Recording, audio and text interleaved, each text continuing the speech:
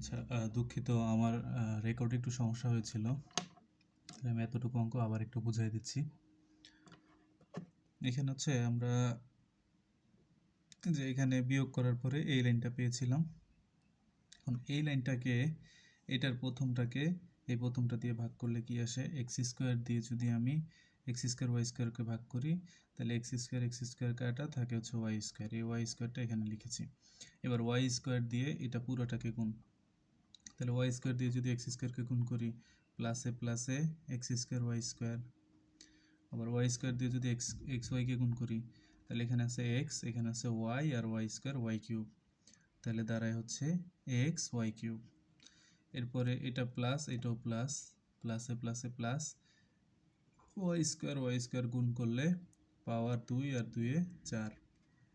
এবার আমরা স্বাভাবিকভাবে বিয়োগ করব, সাইন চেঞ্জ করলাম,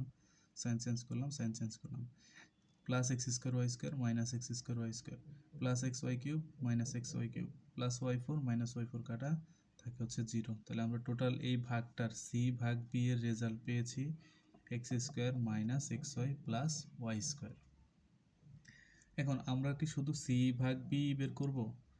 না, আমরা বের করব হচ্ছে সি ভাগ বি বের করে তার থেকে আবার এ বিয়োগ করব। এখন এর বিয়োগটা আমরা পরের পেজে করব।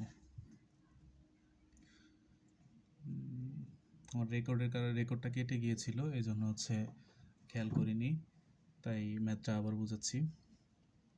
আচ্ছা, এবার আমাদের টার্গেট হচ্ছে সি ভাগ বি মাইনাস এ। তাহলে সি ভাগ বির রেজাল্ট পেয়েছি কত? আমরা সি ভাগ বি পেয়েছি x square minus x y plus y square.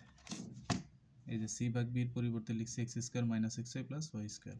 তাহলে মাইনাস এর মান বসাবো, এর মান কত? তাও x square minus x y plus y square, একই, এর মানও একই। তাহলে এর মান বসাই দিচ্ছি x square minus x y plus y square. এখন বিয়োগ করব, মাইনাস এই প্লাস ছিল মাইনাস হয়েছে, মাইনাস ছিল প্লাস হয়েছে, প্লাস ছিল মাইনাস হয়েছে। X square plus x square minus কাটা, x y minus x y plus কাটা, y square plus y square minus কাটা থাকে হচ্ছে 0। তার মানে এই পুরো সমীকরণটার মান আসে কত? 0। এখন এতটুকু মানে কি?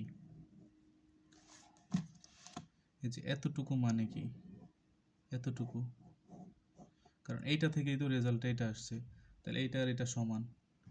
সেক্ষেত্রে আমরা এইটার রেজাল্ট 0 পাওয়া মানে এইটার রেজাল্টও 0। আশা করি বুঝতে পেরেছেন।